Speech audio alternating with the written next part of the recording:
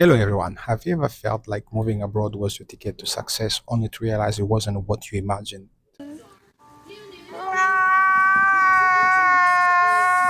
Let's talk about the same, the struggle and the reality of starting over as I have done many times.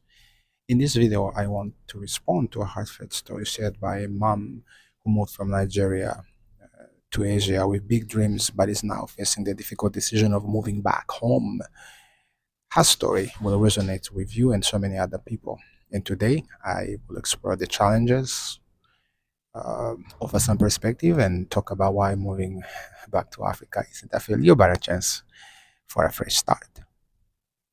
First, this is a video.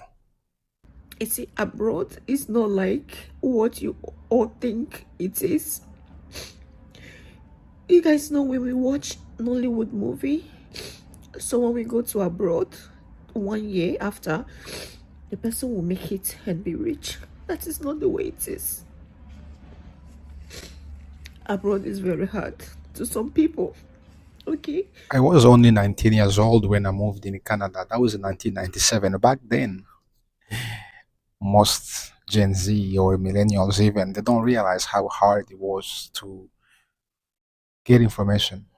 Internet was not what it is today. Social media, the TikTok, those things, where you can simply, on a click of a button, access information such as this one, where the diaspora is sharing their story. Um, and I'm the right person to respond to this because I've lived now abroad in Canada since I was, well, 19. And when I moved here, I was on my own. I didn't have my mom and dad. They passed away way long ago before.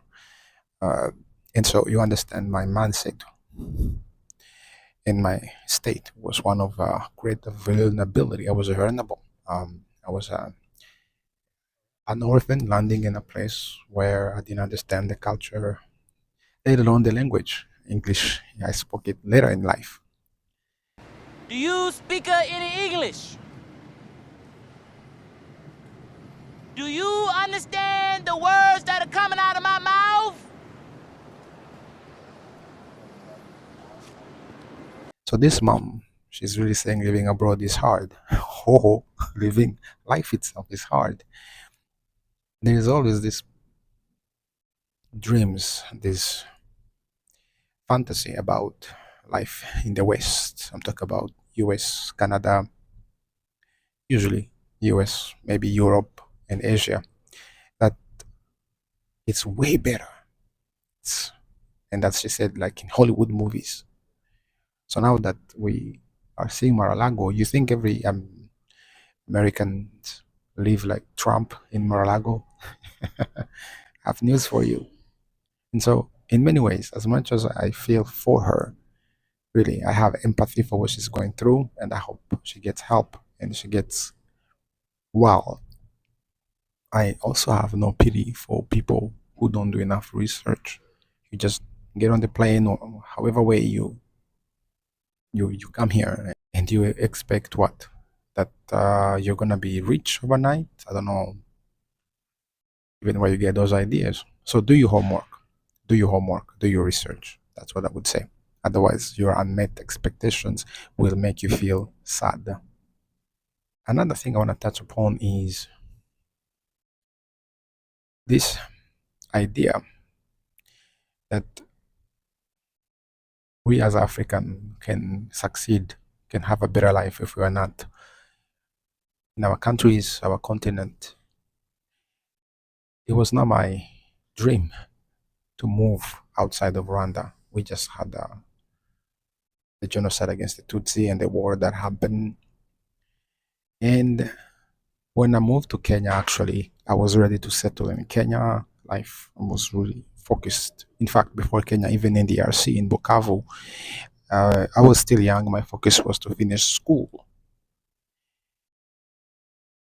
So the last country I lived in was in Kenya, and I was really ready to just, okay, I'm going to go to school here. But they had some political instability, and that made me unsafe. So I could find the next country I can go to. In this case, just Canada happened to be because that's why I had the connections to be able to do my next move. And I could have gone back. People can say, why don't you go back? Well, it's not as easy as just packing and go. I have family here. I have my family here. I have kids. I have my wife. You understand? I can just disrupt this element, this family life we have here, and just go back. My wife is not from Rwanda, if you're wondering. That's my situation. But to say that we all have to leave the continent, mind you, we're not that many who are outside. Only, I believe, it says about 20 million as per my research. African global diaspora. You can double check on that. And Africa is the future. There are many of us in the diaspora, myself included, who see the future in Africa. I have a return to Rwanda. I am invested. I started a company, Zaniheza, and I am a strong advocate of building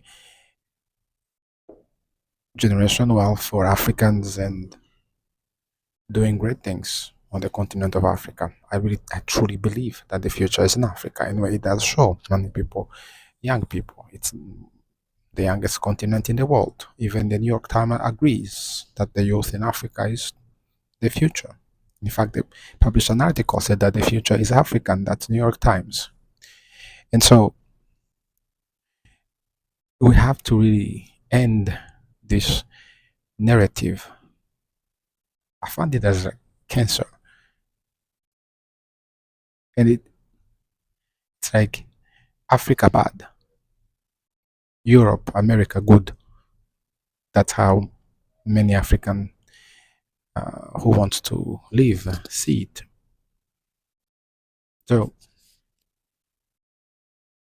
that in itself is a problem.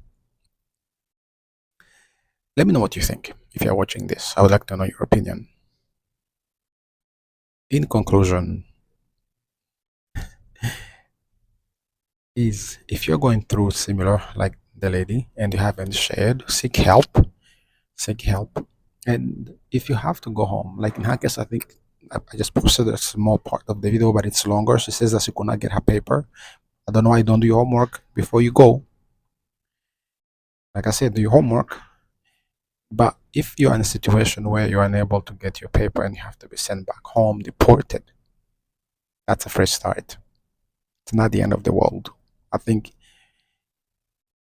for the time you had in Europe or in Asia, be it months, years, or days, you've probably learned something, acquired a new skill, maybe learned a new language that now when you go back home, voila, you can use that. I have seen it.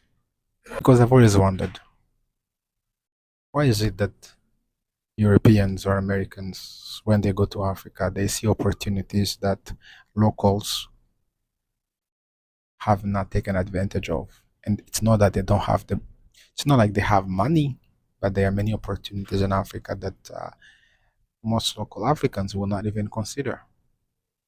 Agriculture. Hint, hint. Everyone, thank you for watching, and don't forget to subscribe, like, comment, and share. Let's help this channel grow, and I will see you on the next video.